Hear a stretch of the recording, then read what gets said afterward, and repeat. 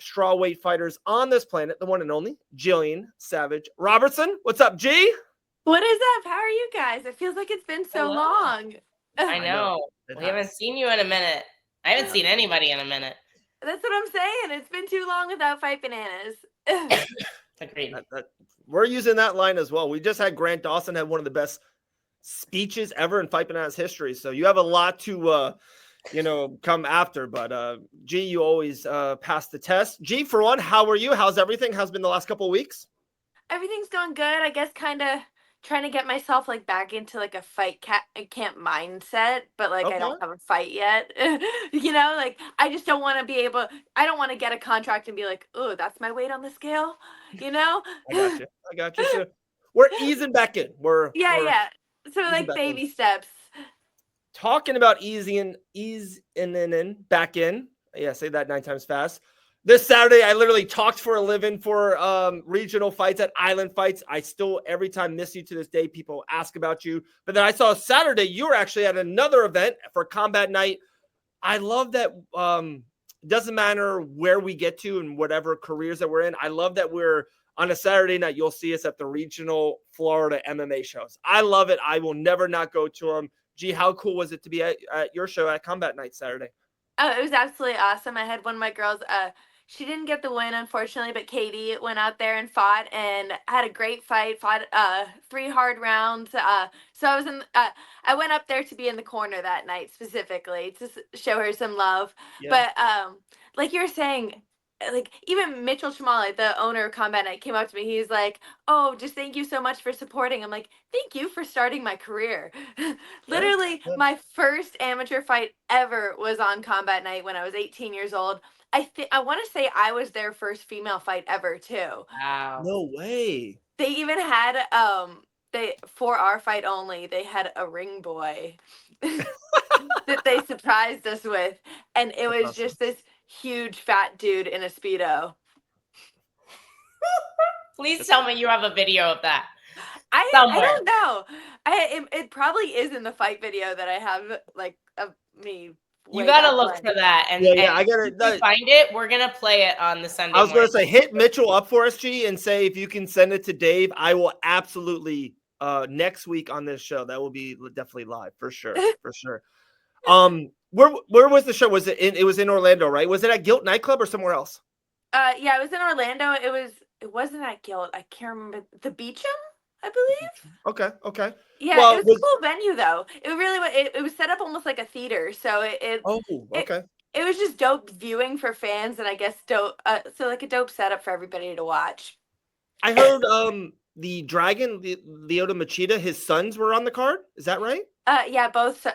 Unfortunately, both of them lost, but both of his sons were on the card making their debuts. Aren't they super young? How old are they? Yeah, I'm assuming they're probably around whatever age you can start. They're very young, definitely, probably 16-ish. Oh wow. Yeah. They're not 11. No, they're no. But I was saying they're not 18 yet, right? They're. I'm not sure if they fought MMA or kickboxing either. Okay. Yeah, maybe 16-year-old, 17-year-old kickboxing. 15. I don't know the rule on age for Florida. In Pensacola we saw a 15-year-old versus a 14-year-old kickboxing, and it was awesome. These kids are so good. Honestly, really impressive. I've not seen a kid that age with that much technical skill. So good. Okay, put anything else on Combat Night? Any highlights? I saw a great picture with you and Hannah. Hannah and Mitchell. So it seemed like a fun night. Oh yeah, just went up there Friday. Got to hang out with Hannah a little bit. She got to spar with Hannah a little bit. I feel like she's my favorite rounds because we can just beat the shit out of each other and just be sitting there giggling on the side of the mat after. And I feel like there's nobody I can get as hard of round. Literally, we fight each other every time we spar, and it's just we both are oh, that was good. I love it. I'm intrigued. Did she talk to you at all, or did you ask her at all anything about the GFL thing that she's kind of involved with now? Yeah, obviously showed as they posted, she was drafted for Team Miami. Yeah. I don't know. I guess it's still a little bit up in the air of what's going to happen. Yeah. Okay. Yeah. But that we know that she was drafted. Okay. That's about it. Yeah, that's the going right now. I literally just listened to John Anik talk to Ray Longo, who has literally fighters that's in the GFL. He's supposed to be a manager. He doesn't know shit. He doesn't know what's going on. Nobody does. I've asked all the fighters. They're like, I just hope I get paid at least once. I know. No, but he's got paid at least once, so he's happy. That's what he said. He's like, I got a little something. But I'm gonna put a picture over us, and we're trying to fight Bananas 2025. We're trying to get there a little bit, but this is the Saudi Arabia card. I love this card. A lot of Fusion XL guys you saw, maybe just even this past week, or maybe they already left, like Lucas, Terrence, and Mike Beast Boy Davis. Jasmine's on the card. Izzy is in the main event. We got a heavyweight main event. We haven't even talked about the co-main event, MVP versus Shara Bullet. A lot of great stuff there. G, what's a couple fights that really jump at you? You got me like leaning in, looking at it. So as you said, all the Fusion boys, I'm like, I think those are like their 3 most explosive guys you just named that are on this card. Yes. So 3 very exciting fights there. Jasmine Jasdavicius, I'm like, I think like I have to support her. My fellow Canadian, my fellow like heavy ground and pound, heavy top control grappler. I'm like, we're very similar, just 2 different weight classes. So I'm rooting for her hard. And as you said, the co-main event, honestly, that's the one that's like got my attention. Yeah. I don't know what way it's going to go, but I'm super excited for that matchup. Total greens. Elle, we haven't even hit on the co-main event. I think it's kind of the people's main event in the way. It's everyone is excited for that fight. Yeah, it's one of those things. Shara is fun. Shara is very fun. Yeah. I don't find MVP to be a very exciting fighter. And I say this every time, and people are like, why? And it's like, he's boring with exciting bursts. Like most of his fights, there's so much of this and just like waiting for a time to explode, right? And I get it, so to me, I don't find him like crazy exciting. I don't think Shara Bullet is going to take a single step backwards in this entire fight. And I think that's what's going to make the fight exciting, personally. Yeah.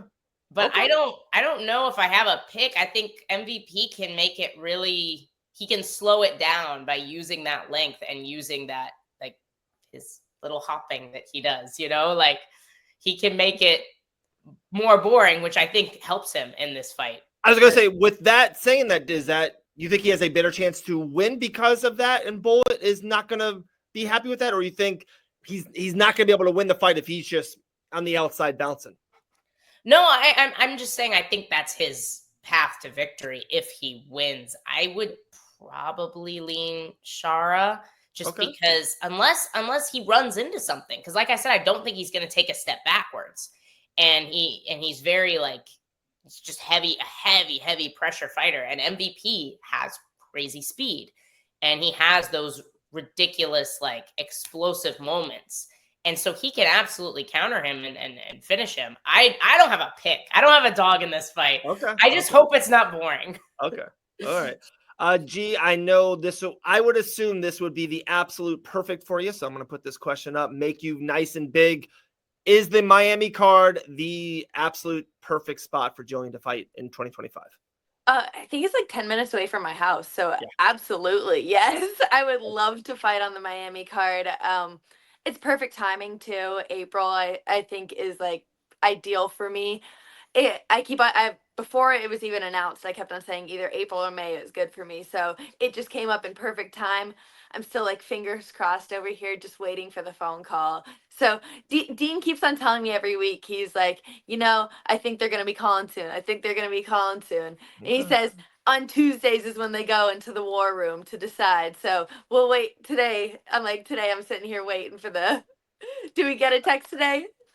All right. I'm going to text you right before you go to bed around 6:40 p.m. I'm texting you at 6:40 saying if you got a call today. All right. I like that. 6:40 right before I go to bed. You're welcome. You're welcome. I'm here all night. Also, Dean Thomas was literally, it was post-fight interviews this past weekend in Miami for Karate Combat. It was post-fight interview / comedian. He was on fire. I don't know if you guys saw like the one clip that were around, like Tyson Nam, who's a UFC vet, been around forever. And like he won the fight and then was talking. And then like he just mentioned that he was 40 years old. Dean Thomas, like in the middle of his post-fight winning speech, he's like, 40, hot damn. It was so funny. Like Dean was on one Saturday night. He was good. Or Friday night, right? Yeah, Friday. He was doing great on the commentary too. They had him on the desk, they had him on the mic, they had him all everywhere. And I feel like honestly that man amazes me sometimes on just like he is willing to do anything. He's willing to, you put him in any position, he'll find his way to do it. And he did a great job everywhere. And karate combat in general was just awesome to watch on Friday night. I was so bummed out I couldn't go. I was in Pensacola for Island Fights. I was going to try to get the band back together. I was going to maybe try to go to that same barbecue spot. I don't know. I've been missing it. But like I said, I think everyone was out of town. I think Elle was out of town. I was out of town. Everybody was gone. And I know. I think Gillian and I can go get barbecue whenever. So maybe we need to do that. Maybe we need to do a couple Sunday morning brews in person. Oh, we should. Goodness. Like no, we can work that out. Third or fourth week, we need to like just show up somewhere. Just, Sunday morning brunch. Sunday morning brunch. Elle, you got the Fight Bananas credit card, so just relax, all right? Relax. One last thing, G, we know you have to go. We'll let you run, but we've had this really cool picture. I know it might be hard for you to read. I apologize, but I think you'll get the gist of it. This Saturday starts 11 straight Saturdays for the UFC.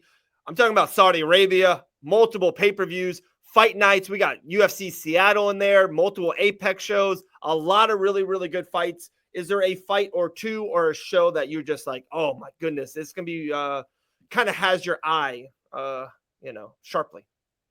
I guess I haven't really looked into the cards specifically. The only way I've looked into the cards is which one I want to be on. I'm like, so okay. I've looked at a lot of the locations. I know where a lot of them are at. And please don't put me on the Mexico City one, please. But if you say that, is it mostly tax-wise, and just no? It's elevation for there. Elevation. It's oxygen. Yeah.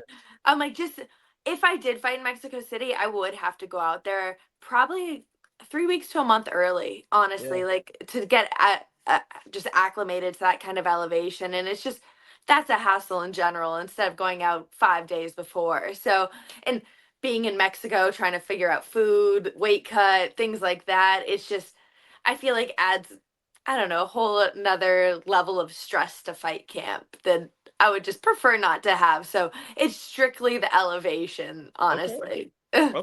There you go. All right. Well, hopefully, guys, Jillian will get a phone call later on today or tonight. I will text her, and we'll see. Maybe in a week or two, we can, have a very cool artwork. G, I told you we would get you out nice and early. Enjoy today, and then hopefully Sunday morning, you guys will have a great show.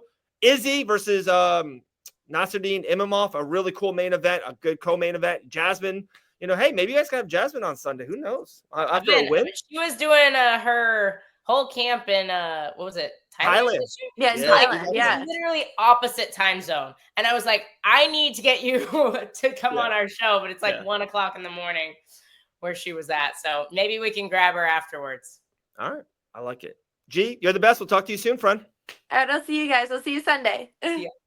There we go. Gillian the Savage Robertson. That was good stuff. Good stuff. All right. I got some more fun artwork for you if you're ready. I'm ready.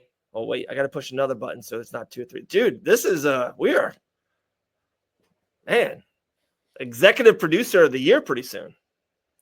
By the way, Sunday morning, you will see this. It's the Morning Brew with Elle Dawson and Gillian Robertson. Brought to you by